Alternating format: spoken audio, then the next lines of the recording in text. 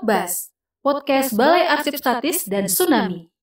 Ya, baik Pak Yarmen Dinamika, mohon izin Pak, hari ini kita mau wawancara Bapak terkait peran Bapak. Pasti banyak sekali peran Bapak dari kita, kalau di sini walaupun kita di sini menyimpan arsip-arsip Tsunami, tapi sebelum itu juga kita pengen tahu nih sepak terjang seorang Yarmen Dinamika. Kalau saya kan kenalnya sebagai jurnalis ya Pak ya. Senior saya juga gitu. Nah, tapi pasti Bapak berarti sebagai jurnalis Bapak juga mendokumentasikan banyak sekali momen-momen penting, sejarah-sejarah itu juga Pak. Gitu. Jadi kita harapannya dari wawancara hari ini, interview ngobrol dengan Bapak hari ini itu kedepannya nanti bisa jadi sumber informasi juga Pak. Ada yang mungkin belum jelas tersamarkan, jadi dari wawancara ini bisa kita tahu Pak. Nah, Pak Yarmen Dinamika, Bapak lahir di Aceh Singkil ya Pak? 30 Juli tahun 1965. Benar sekali. Riwayat pendidikannya Fakultas Keguruan dan Ilmu Pendidikan FKIP ya Pak ya? Sekolah. Ya, lalu Fakultas Hukum juga Pak? Iya. Berarti double degree? Iya, dua. Iya, riwayat pekerjaan Bapak dulu di sini yang saya dapat informasinya itu pernah bekerja sukarela 1 kuliah di Humas Universitas Syakola ya Pak, yang masih kuliah sudah aktif berarti Bapak wartawan harian Serambi Indonesia. Bapak pernah menjadi kalau di dunia politik itu wakil sekretaris Dewan Pimpinan Wilayah Partai Amanat Nasional. Lalu pernah jadi sekretaris Yayasan Masyarakat Aceh Baru yang maba ya Pak. Lalu ketua Pokja Informasi Dokumentasi FPHAM Aceh. FPHAM Aceh apa ya Pak? Forum Peduli Hak Asasi Manusia yang mengusut kasus-kasus pelanggaran HAM semasa masih berlaku DOM. Kopassus masih sini, tapi kita udah ngusut. Nanti muaranya lahir buku Aceh Bersimbah Darah. Aceh Bersimbah Darah. Oh, di sini ya Pak awalnya. Iya. Baik, Bapak juga Direktur Aceh Recovery Forum. Ini nanti kita akan bahas lebih lanjut ya Pak. Lalu juga LT Forum Bersama ya, Forbes ya Pak ya. Forum Bersama Damai Aceh. Ya, Forbes Damai Aceh. Setelah Aceh Damai dibentuk satu lembaga itu namanya Forbes Damai. Saya koordinatornya. Pak ya, pengajar di Fakultas Dakwah, pembina formasi menulis, sampai sekarang masih aktif. Wakil Ketua Forum Pengurangan Risiko Bencana, redaktur senior Harian Serambi Indonesia. Nah, mungkin kita mulai dulu nih Pak, dari awal Bapak mungkin Bapak masa kecil Bapak mungkin kita ingin tahu sampai membawa Bapak sampai sekarang ini seperti apa. Bapak lahir di Aceh Singkil. Sekarang apakah memang Bapak lama di Aceh Singkil? Terus atau lama di Banda Aceh? Singkil cuma numpang lahir doang gitu ya Pak. Mungkin sekarang jadi kita pengen dapetin cerita inspiratif dari Pak Yarmen. Oke. Terima kasih. Assalamualaikum warahmatullahi wabarakatuh. Waalaikumsalam. Pemirsa sekalian, perkenalkan nama saya Yarmen Dinamika. Saya lahir di Singkil 30 Juli 1965. Saya cerita babakan sejarah di masa kecil saya. Saya mungkin anak Singkil yang sempat mencicipi taman kanak-kanak gitu. Karena di atas saya, orang-orang kelahiran di atas 65 itu nggak kenal taman kanak-kanak gitu. Tapi saya, bahkan di atas saya ada juga orang yang nggak masuk sekolah taman kanak-kanak. Kebetulan di kampung saya Singkil itu udah ada taman kanak-kanak atau STK dulu istilahnya, sekolah taman kanak-kanak di bawah naungan Aisyah. Aisyah itu lembaga perempuannya Muhammadiyah gitu. Kebetulan ibu saya ketua Aisyah, ayah saya juga pernah ketua Muhammadiyah, jadi saya bersekolah taman kanak-kanak itu di situ. Umur 6 tahun sampai 7 tahun, 6 tahun lah, 6 tahun masih di taman kanak-kanak, terus kemudian umur 7 tahun ketika itu pindah ke, harus masuk sekolah. Masuk sekolahnya di SD, dan waktu itu juga SD-nya satu-satunya baru ada di Singkil, namanya SD 1 ketika itu. Tapi itu tahun 71-an ya, 71 atau 72. Nah, saya sendiri mengalami keterkejutan mental ketika masuk taman ketika masuk SD. Rupanya di SD itu nggak ada ayunan, nggak ada perosotan, nggak ada kolam untuk bermain, ya kan. Jadi sementara saya udah setahun 2 tahun udah menikmati suasana betul-betul sebagai anak kecil di taman kanak-kanak. Tiba-tiba di SD nggak ada. 3 hari 4 hari sekolah, tiba-tiba saya menghilang dari sekolah. Kembali lagi ke taman kanak-kanak gitu. karena jaraknya juga sekitar 600 meter, jadi akhirnya saya balik ke taman kanak-kanak. Guru saya kehilangan, mana Yarmen, kok orang belajar dia nggak ada gitu. Pokoknya ada yang tahu kalau saya udah kembali ke taman kanak-kanak. Taman kanak-kanak juga jadi heran kenapa anak SD balik lagi gitu kan. Jadi mungkin karena sifat ingin bermain itu lebih menonjol ketika anak-anak akhirnya Saya kembali ke taman kanak-kanak dan diberitahu kepada ayah dan ibu saya. Akhirnya besok saya diperingatkan tidak boleh lagi seperti itu. Gitu. Saya bilang saya sebetulnya nggak ada masalah dengan SD, cuma masalahnya mainan kenapa nggak ada di sini. Saya mau naik ayunan gitu, naik jungkat jangkit, mau naik perosotan, mau lihat kolam ikan, nggak ada satupun. Saya bilang gitu kan. Nah itu suasana sekolah beda-beda. Namanya juga taman kanak-kanak, itu memang tempat bermain gitu. Kemudian akhirnya udah karena diawasi oleh orang tua, diawasi oleh guru, saya akhirnya serius sekolah di SD pada umur 7 tahun. Terus kemudian tamat tepat waktu, berkali-kali dapat juara 1 sampai waktu dulu kan masa kami itu namanya Eptanas, evaluasi belajar tahap akhir, itu pun saya dapat juara 1. Masuk SMP, alhamdulillah dari kelas 1 sampai kelas 3 itu tetap juga juara 1 kelas, juara kelas. Apalagi memang saingannya nggak banyak kan. SD-nya cuma 1 SD, SMP-nya cuma 1 SMP. Bahkan ketika saya masuk SMA, satu-satunya SMA di Singkil itu adalah SMA saya, SMA 1. SMA 1 Singkil. Nah ketika itu Singkil belum jadi kabupaten seperti sekarang. Singkil itu masih menjadi bagian dari Aceh Selatan. Jadi Singkil itu hanya satu kecamatan dari Kabupaten Aceh Selatan. Cuma di Singkil itu ada status yang lebih dari kecamatan lain, ada namanya pembantu Bupati Aceh Singkil. Pembantu Bupati Kecamatan Singkil. Jadi bupati itu dulu kan wilayahnya kan luas sekali kabupaten itu. Di beberapa tempat ada pembantu bupati, kayak di Bangpidi ada pembantu bupati, di Singkil ada 1 gitu. Ya. Di di SMA kebetulan sekali semester 2 saya kan ada ujian, bukan ujian tuh, ada penilaian. Saya itu lulusnya untuk eksakta gitu, paspal dulu istilahnya kan. Sementara di tempat saya sekolah di Singkil itu nggak ada jurusan eksak gitu. Akhirnya saya dipindahkan ke Tapak Tuan bersama 6 orang lain yang kebetulan juga eksak lulusnya. Saya minum dulu. Ya.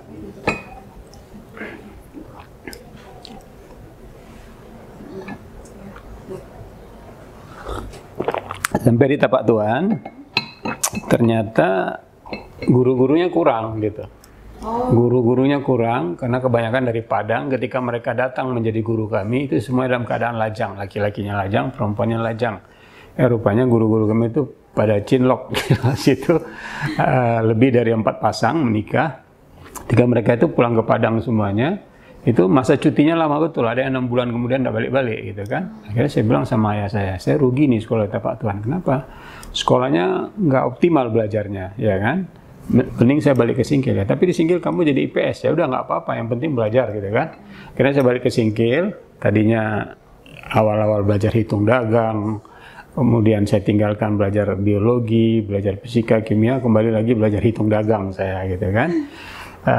Waktu saya balik itu kebetulan ada semester 2, menjelang semester 4 gitu. Kebetulan ada pemilihan ketua OSIS, ada beberapa orang mencalon gitu.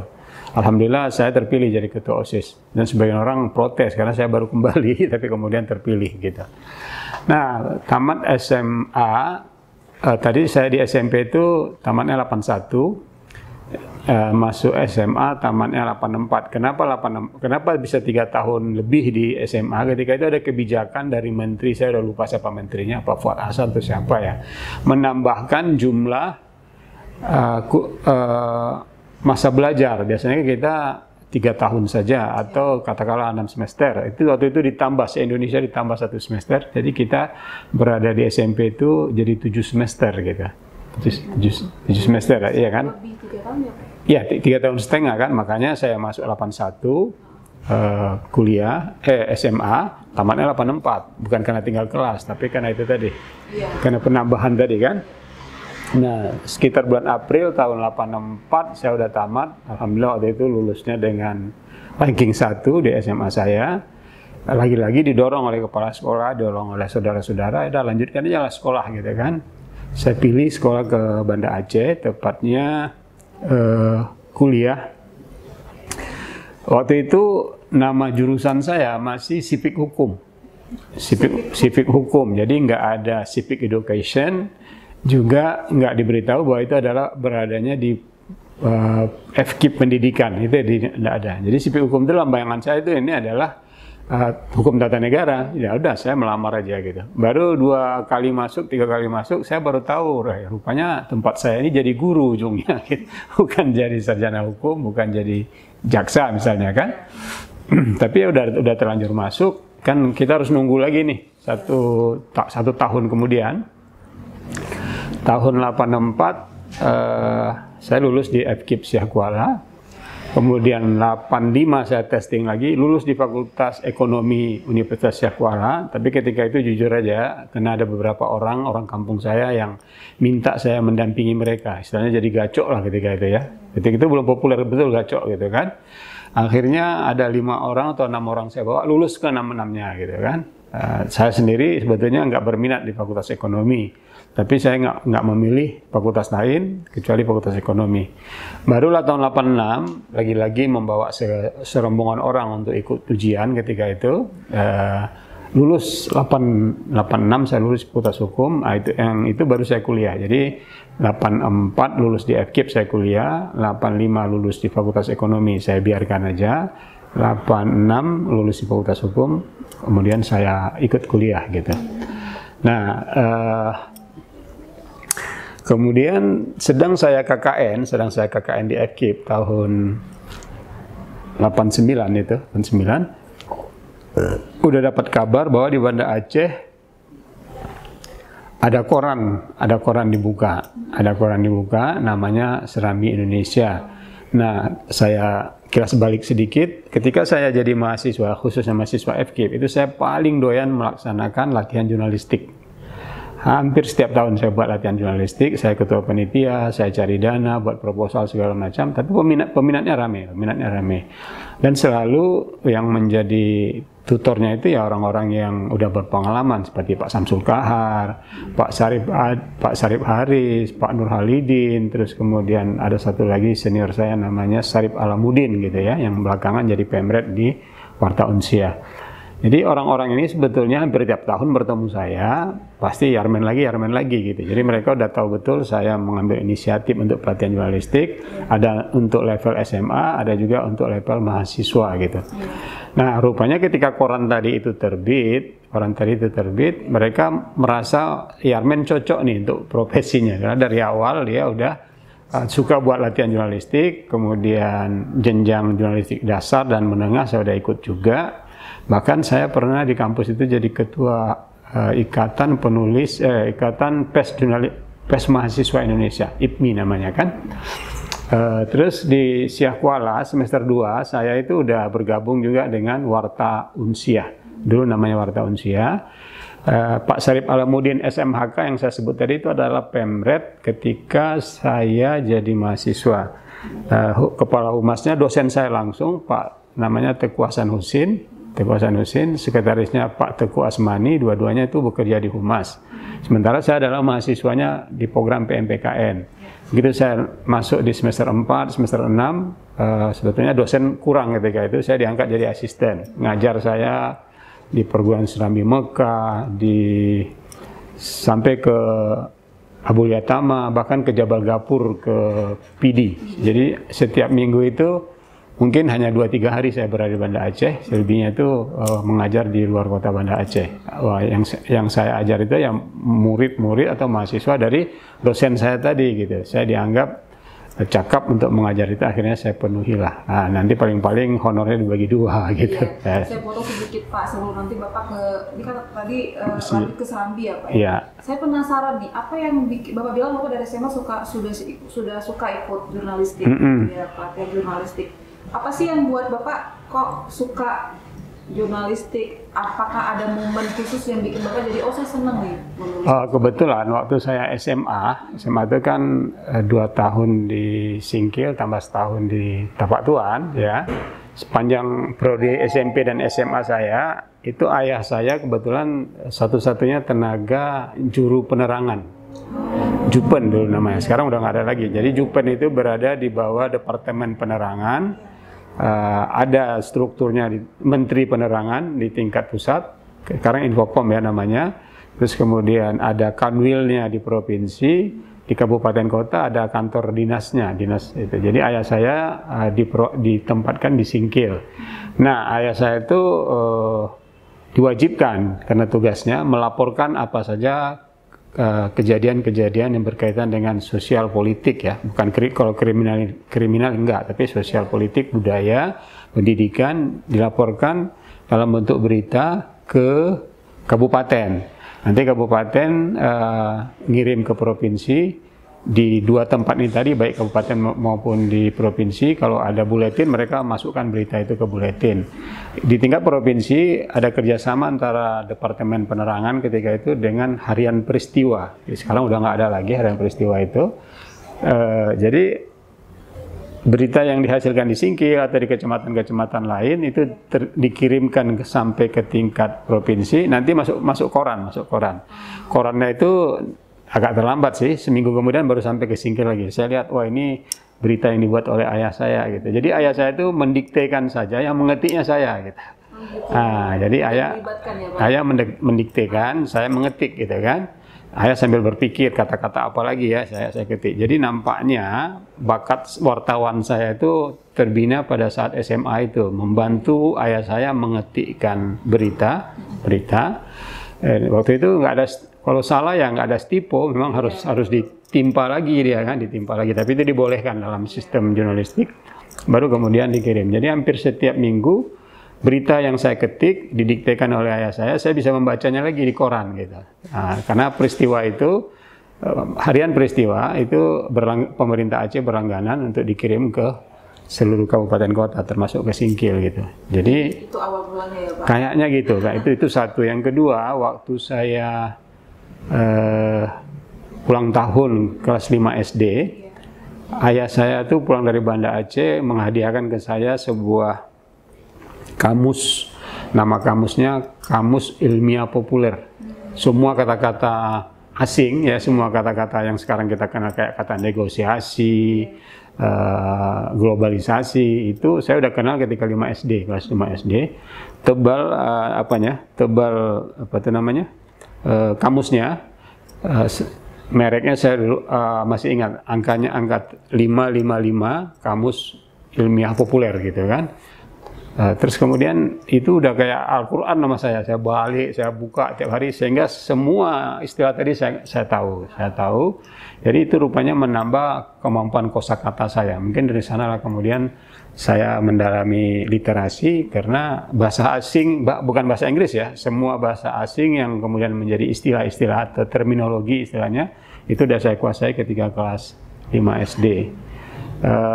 Karena di ayah saya Jupen itu semua dokumen buku-buku bacaan-bacaan itu dikirim ke ayah saya, nanti disortir mana yang perlu dibagikan, mana yang tidak. Bahkan ketika saya kelas 1 SMP itu Injil sudah selesai saya baca.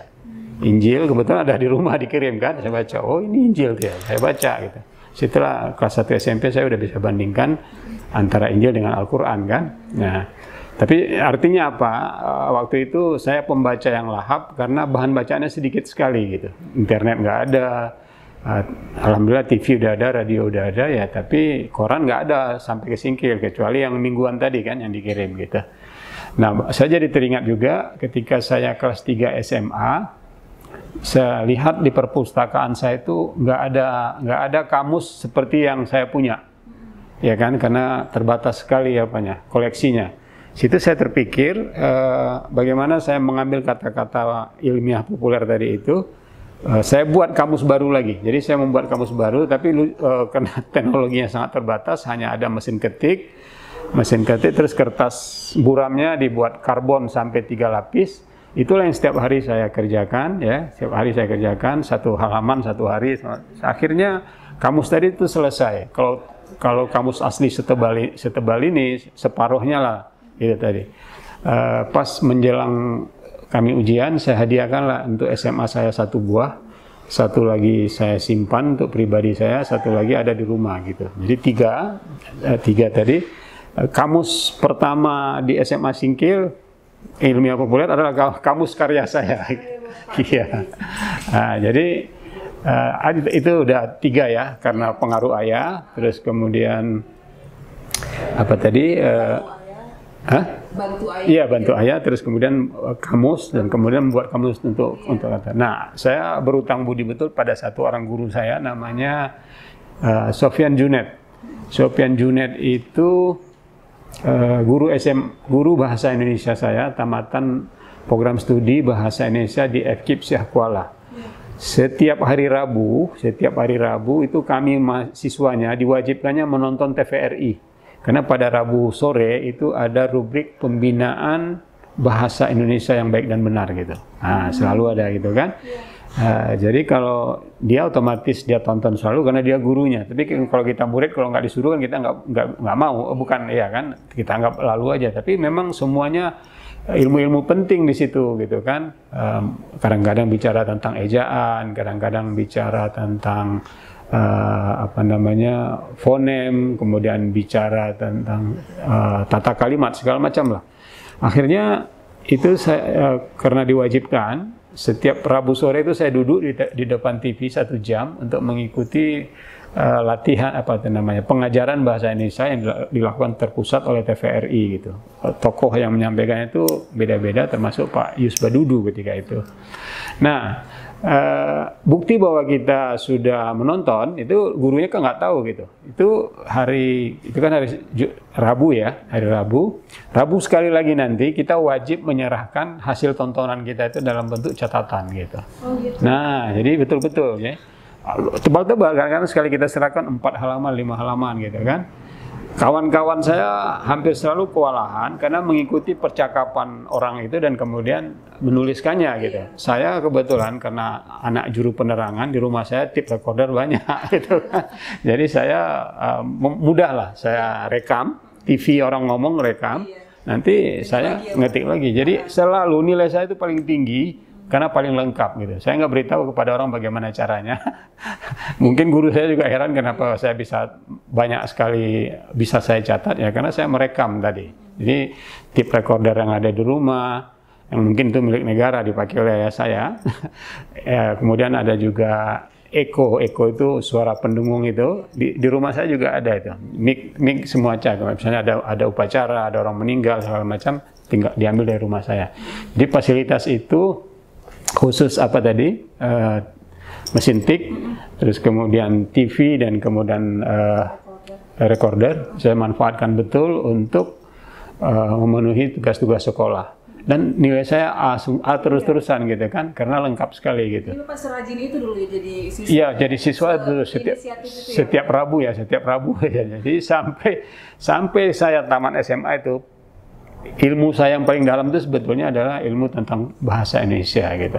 Nah, tapi cita-cita saya kepingin mendalami hukum, makanya saya terpengaruh dengan sipik hukum. Belakangan saya baru tahu harusnya di daftar testing itu jangan ditulis sipik hukum, harusnya ditulis civic education kan. Kalau civic education kita langsung tahu, oh ini mau jadi guru nih. Tapi kalau sipik hukum kan tata negara, saya pikir kan.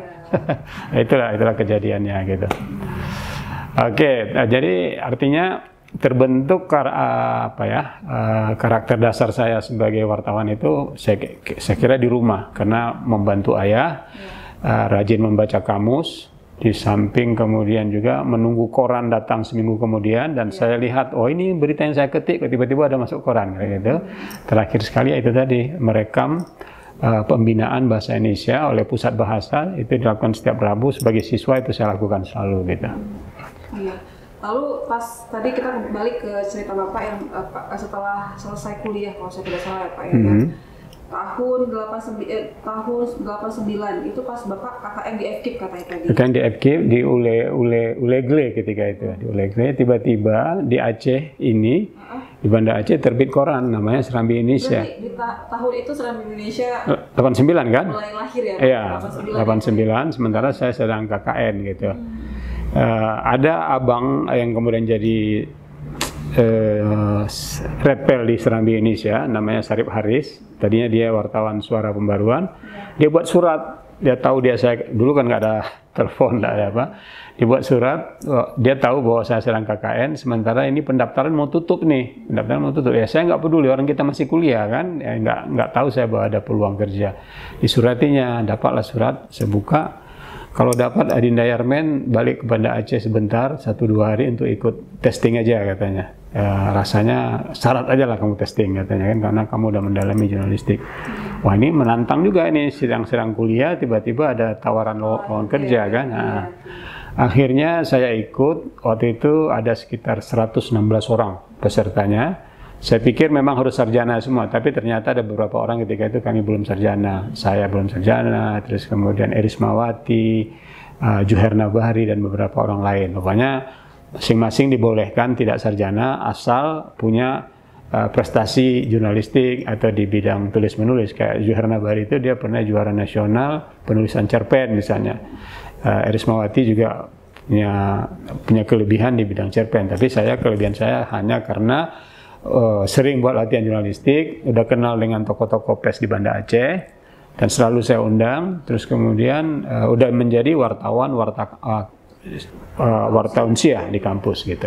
Nah itu. Jadi pas Bapak testing itu dapat itu ya, testing apa namanya? Ya testing waktu diumumkan saya juga kaget ya, dapat nomor 1 saya ketika itu. Tapi masih usia muda ya Pak ya? 20, muda kali lah, 20 ya? Belum, 21 apa 22 ya. 21-22. Nah, kemudian ya mungkin ternyata memang jodoh saya di Serambi itu terus-terusan, tidak pernah berpikir pindah kemana-mana. Tapi sempat waktu itu tergiur karena teman-teman yang udah kita kenal senior di sini diajaknya saya berpartai. Makanya saya pernah jadi wakil sekretaris DPW Partai Aceh setelah reformasi. Terus kemudian setahun kemudian menjadi wakil ketua Pak Ajwar Abu Bakar. Ketika Ajwar jadi ketua, Ajwar Abu Bakar, saya salah satu wakil ketua. Ada lagi wakil ketuanya Farhan Hamid, ada lagi Saiful Ahmad gitu. Jadi waktu wakil ketua ada sampai 6 orang atau 7 orang, salah satunya saya. Nah sempat kemudian nama saya itu diizinkan ketika itu oleh kantor untuk menjadi caleg gitu. Nah kalau nggak caleg habis reformasi persis ya itu. Jadi kebetulan sekali waktu caleg itu saya dari PAN, si Muslim Ayub juga dari PAN gitu. Kami berasal dari dapil yang sama ya, Singkil, Subuh Salam sampai Aceh Tenggara. Hari-hari yang seharusnya saya kampanye dan sudah dibolehkan cuti 3 bulan oleh kantor tapi nggak ditanggung gaji, tiba-tiba ibu saya sakit, ibu kandung saya sakit dari Singkil, sakitnya agak berat, harus operasi kandung kemih waktu itu ya. Nama penyakitnya udah lupa, pokoknya sering pipis di luar kontrol gitu kan. Urin apa namanya, ya jadi waktu itu ayah saya udah meninggal, ibu saya dibawa kemari, kakak saya di Bekasi, adik saya di Bogor, satu-satunya berarti harapan kan saya gitu. Tapi kalau saya tidak jaga ibu saya, berarti saya akan kampanye kemana-mana gitu. Tapi karena ibu saya sudah dibawa, pas 1 minggu lagi menjelang kampanye, saya terpaksa buat surat ke Serambi bahwa saya batalkan pencalekan saya, saya bilang gitu kan. Kalaupun nanti saya menang, saya tetap jadi wartawan, tidak akan menjadi caleg gitu. Tapi masalahnya di luar dugaan, nama kita tuh kan udah masuk di daftar pemilih udah ada nama saya dan foto saya gitu kan. Meskipun tidak kampanye, habis pemilu itu saya ternyata dapat suara 7.000 gitu. 7.000, sementara Muslim Ayub yang kampanye kemana-mana dapatnya 8.000. Jadi akhirnya dia berhak karena dia meraih paling banyak di dapil kami, saya nomor 2. Tapi waktu itu ada teman-teman berpikir, ya kalau begitu bagi 2 aja waktunya. Ya kan ada PAW itu, nanti 2,5 tahun buat Pak Muslim, 2,5 tahun buat saya gitu. Pak Ajar sempat bertanya, gimana Pak Erpan kalau iya kita buat ketentuan seperti itu. Jangan Pak, saya udah berjanji dengan Serambi, menang atau kalah, saya tetap memilih itu kan. Ya tapi nggak kampanye udah segini katanya. Ya tapi saya nggak mau. Ya akhirnya memang saya menganggap panggilan batin saya, passion saya bukan di politik ya. Buktinya tadi udah sungguh-sungguh mau dapat cuti, ibu saya sakit, saya harus prioritaskan perawatan ibu gitu, ke rumah sakit, ke rumah sakit, ke rumah sampai kemudian sembuh gitu. Nah akhirnya kampanye tidak pernah sekalipun, meskipun dapat suara 7.000 tapi tetap di bawah Muslim Ayub. Jadi Muslim Ayub terpilih lah jadi anggota DPR Aceh gitu. Target kita DPRA karena kita berada di provinsi kan gitu. Nah akhirnya saya tutup buku tentang politik, dunia politik ya, saya fokus ke dunia jurnalistik. Jadi karir saya di Serambi pertama sekali dimulai dari wartawan biasa, kurang dari 2 tahun diangkat jadi asisten redaktur kota, kemudian jadi redaktur kota, pernah redaktur opini, pernah redaktur wilayah Pase, dan kemudian menjadi redpel untuk tabloid, namanya dulu tabloid Kontras. Pernah ada tabloid Kontras di bawah Serambi ya. Nah, itu dulu ketika konflik masih terjadi, orang kami itu kan sesuatu yang misteri, kita harus cari kemana. Jadi koran kami itu fokus mencari di mana Mu'alim, di mana Abdullah Syafi'i. Jadi wawancara gerilya juga, sembunyi-sembunyi gitu kan. Padahal Kopassus, tentara rame di sini ketika itu. Tapi koran itu koran yang pernah dicetak lebih dari 100.000 karena pembacanya banyak, karena topiknya itu kita udah beritahu 3 hari sebelumnya. Kita akan buat laporan utamanya ini. Laporan utamanya itu disiarkan di Serambi. Halo-halonya itu, oro-oronya ditulis di Serambi. Nanti pas hari Rabu terbit. Pernah 2 kali, 3 kali. Karena oplanya habis, kita cetak ulang. Peminat masih banyak gitu. Jadi itu berita-berita eksklusif ya Pak? Wawancaranya eksklusif. Geria. Jadi berita karakteristik dari Kontras itu adalah konflik dan resolusi konflik, kemudian politik dan hukum gitu. Nah, yang lain kita nggak ambil itu, misalnya berita budaya misalnya itu nggak ada, pendidikan nggak ada di situ. Jadi tapi karakteristiknya begitulah orang Aceh mau baca, karena waktu itu konflik itu hal yang misteri, karena aktor-aktornya bersembunyi di gunung, di hutan gitu kan, atau ada aktor di tengah kota, kita nggak tahu kalau dia agam misalnya gitu kan. Nah itu yang kita ungkap waktu itu gitu, sambil juga mencari solusi bagaimana penyelesaian masalah Aceh ini. Kita arahkan ke arah peace journalism ya, tapi ujung-ujungnya yang terjadi memang terjadi perdamaian pada akhirnya gitu. Kontras itu tutup setelah saya diangkat jadi redpel di Serambi gitu. Jadi saya fokus ke Serambi, terus kemudian kalau nggak salah saya redpel yang saya tinggalkan di Kontras ketika itu Said Kamarujaman. Said Kamarujaman saat ini jadi redpel di Serambi gitu. Nah cuma saya pikir bukan salah dia saja, tapi karena konflik sudah berakhir.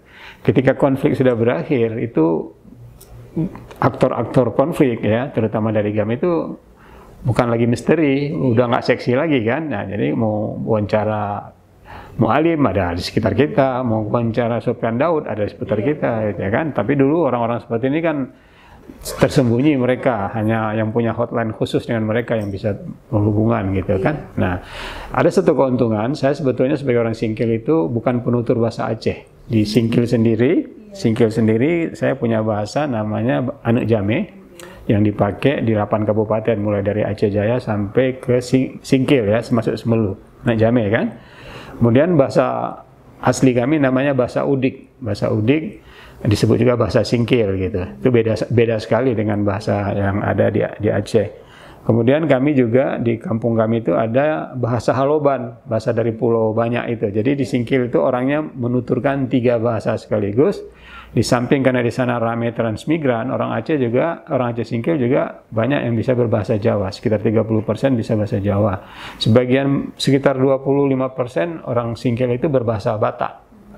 Karena berbatasan kita dengan Pak Barat gitu kan. Apalagi Subuh Salam masih wilayah Singkil ketika itu. Jadi orang Singkil lah orang yang setiap hari itu bertutur dengan 5 bahasa, tanpa bahasa Aceh, tanpa bahasa Indonesia gitu, ya kan? Setelah saya berangkat ke Banda Aceh, situlah saya berkenalan untuk pertama sekali dengan bahasa Aceh. Nah, sebetulnya bahasa Aceh saya nggak intens saya belajar, hanya karena dipaksa oleh tokoh-tokoh GAM ini gitu. Tiap kali dia ngomong dengan saya, dia selalu kalau menyampaikan sesuatu dia telepon kita kan. Bahkan nomor extension meja saya sebagai Red Belt itu mereka tahu gitu. Jadi begitu masuk ke nomor telepon Serambi, mereka tekan 3 angka langsung masuk suaranya ke meja saya gitu. Nah, pertama saya angkat, siapa nih? Lonyo tuh, Lon. Apa namanya? Sebutnya namanya gitu kan. Ismail Saputra yang paling sering itu, Ismail Saputra. Oke, Presiat Bu. Begitu dia bilang Presiat, oke, saya taruh lagi gagang telepon, kemudian saya hidupkan loudspeakernya gitu kan. Baru saya taruh tip recorder saya rekam itu. Sepanjang dia ngomong itu bahasa Aceh melulu gitu. Ya kan? Saya kemudian Tengku bahasa Aceh sabe lah, si Gogo bahasa Melayu. Anjir nyo perjuangan kan. Tapi saya kan dari Singkil, saya bilang. Untuk menyoka merdeka, Bandung bawa Aceh harus bicara bahasa Aceh. Jadi nggak apa-apa, Mister. Tapi saya udah belum pasti nih, nggak apa-apa. Kalau saya sekali kamu campur dengan bahasa Melayu, hanya nggak masalah nih. Tapi akhirnya karena hampir setiap minggu, yang si A nelfon, si B, semua dalam bahasa Aceh, akhirnya saya juga bisa bahasa Aceh. Waktu saya KKN juga di Ulegle, pertama kali kami sampai itu hari Minggu kami ditaruh, 5 hari kemudian pengalaman saya hari Jumat, ketemulah dengan Tengku yang mulai dari awal sampai akhir dia hanya pakai 2 bahasa Arab sama bahasa Aceh gitu. Saya betul-betul nggak paham apa yang dia ngomong ketika itu, tapi alhamdulillah lah kan, berkat Adib, terutama guru-guru dari kelompok GAM yang memaksa dalam tanda kutip saya harus bisa bahasa Aceh, akhirnya bisa saya bahasa Aceh. Bahkan dalam 2 tahun terakhir ini saya ikut dalam tim penyusun kamus bahasa Aceh bersama teman-teman di Balai Bahasa gitu kan. Nah, bukan karena saya pintar bahasa Acehnya enggak, tapi bagaimana nanti bahasa Aceh itu mencari padanannya dalam bahasa Indonesia yang tepat gitu. Itu saya dilibatkan untuk itu. Bapak gitu. Udah langsung menjadi praktisinya ya? Iya, karena saya bisa gitu ya Pak ya? KBBI itu ketika isinya masih 87.000, ya itu mungkin 80.000 udah ada di kepala saya ketika itu. Nah, tapi sekarang harus saya akui banyak yang nggak masuk di kepala saya karena bertambah jumlah KBBI itu kosakata yang udah jadi lema atau yang udah di entry itu udah 127.162 kata, banyak sekali. Dan baru aja seminggu lalu saya baca Balai Bahasa itu punya target dalam tahun ini ya, akhir sampai tahun ini mereka akan menginput atau mengentry kata-kata Indonesia itu menjadi 200.000. Bayangkan kan kalau kita nggak menguasai kita akan ketinggalan gitu. Nah, jadi di KBBI terbaru ini akan kita ada sekitar 6 ragam bahasa. Salah satunya ragam bahasa cakap. Dulu ragam bahasa cakap itu jarang sekali dimasukin di KBBI. Sekarang udah ada baper, udah ada maber, udah ada jomblo, udah semua gitu. Itu memperbanyak kosakata gitu kan. Kenapa itu dimasukin? Ya karena memang bahasa ini kan harus dinamis dia. Bahasa itu sesuai dengan perkembangan zaman gitu. Tapi ada bahasa-bahasa yang baku yang nggak mungkin dikhianati dari ketentuannya. Tapi kalau yang bahasa gaya prokem itu sepanjang itu dituturkan oleh banyak orang, terutama generasi muda, dimasukin di KBBI. Di KBBI itu makanya sekarang ada kata baper, terus kemudian galau memang dari dulu ada gitu. Banyak lah, maber, terus kemudian lupa gitu nih. Iya. Iya, tapi banyak Pak ya, maksudnya mengikuti bahasa. Tapi menandai di KBBI itu mudah. Kalau dibuatnya tanda sebelum kita ketemu dengan kata itu di pangkat ini misalnya katanya maber tadi atau baper gitu kan, langsung dibuatnya di awal tuh cak itu ragam cakap. Nah, ini ragam cakap hanya boleh dipakai untuk komunikasi ujaran gitu, tidak dalam bentuk tulisan gitu. Nah, itu dia. Jadi, tapi itu yang memperkaya KBBI kita gitu. Apalagi belakangan di KBBI itu juga ada ini kata-kata yang kemudian tadinya ada bahasa asing, kemudian di bahasa Indonesia kan. Contohnya games itu kan permainan gitu kan. Dalam bahasa Inggrisnya game gitu ya, atau games gitu kan. Dalam bahasa Indonesia 3 huruf aja, gim gitu. Nah, gitu. Yang seperti itu juga banyak sekali gitu. Sama dengan misalnya mos itu diganti jadi tetikus gitu kan. Belum lagi kata yang dikreativitaskan. Misalnya dulu hanya kita pernah dengar satu kata narapidana. Belakangan udah ada narasumber, belakangan ada narahubung gitu kan. Nah, sekarang ada naradana lagi. Yang artinya apa namanya, donatur atau investor gitu. Naratama lagi, Pak. Ya, naratama banyak. Jadi tadinya itu hanya satu, belakangan berkembang. Contoh ada juga yang padanan kata yang nggak terbiasa kita dengar, misalnya kapan-kapan selalu kita sebut dalam bahasa Inggrisnya babysitter kan. Belakangan ini udah ada di KBBI namanya pramusiwi. Pramusiwi itu artinya penjaga bayi. Iya, pramusiwi. Ada juga setelah pramusiwi ada juga pramubayi langsung gitu. Tinggal pilih mana gitu. Kalau pramusiwi tadi dua-duanya bahasa Sanskerta, kalau pramubayi campuran Sanskerta sama bahasa Melayu kan gitu. Ketimbang masih memakai babysitter gitu. Pelan-pelan mungkin akan berubah. Kalau dulu kan namanya kita selalu menyebut kontak person kan, tapi belakangan ini hampir tidak terdengar lagi kontak person karena udah ada kata narahubung. Nah, yang seperti ini sebetulnya kelas 5 SD saya sudah pelajari. Cuma ketika itu Pak Yarmen ini jurnalis atau linguis. Iya, kayak kata siapa kemarin, Bang Fikar, katanya ini Pak Yarmen ini ahli segala ahli semuanya bisa. Gimana dia? Iya, kawan saya, Pak. Bahasa pun sudah menguasai. Apa tadi yang izin Pak, kita ganti baterai dulu. Oke, silakan. Semong itu udah masuk ke KBBI, tapi pakai E ditambah, semong. Gitu. Akhirnya 2 suku kata kan, satu masuk semong. Saya udah ketemu sama redakturnya, minta dikoreksi lah. Dia bilang nantilah, sekali lagi kita akan koreksi. Semong udah masuk, terus kemudian semong, menasah, depi. Tsunami nggak dimasukin karena tsunami kan bahasa asing kan, dari bahasa Jepang gitu kan. Berarti kita semong ya Pak. Tapi ada satu sampai saat ini saya penasaran, KBBI itu nggak memasukkan kata tower. Apa lupa atau tower masih dianggap bahasa asing gitu? Oh, tower. Iya. Menara itu di KBBI nggak ada kata tower, kosong sama sekali gitu kan. Itu kita nggak tahu apa alasan. Kita pun nggak ada ya Pak ya? Iya, untuk ada bahasa Indonesianya mungkin. Anjungan belum tentu tinggi kan, kalau anjungan kan kayak anjungan Tani Mandiri. Tapi bagi saya itu agak persoalan. Bendanya kita kenal banget, kita berfungsi dengan baik, tapi itu nggak ada. Sama dengan kata Forkopimda, itu nggak, di KBBI belum ada gitu.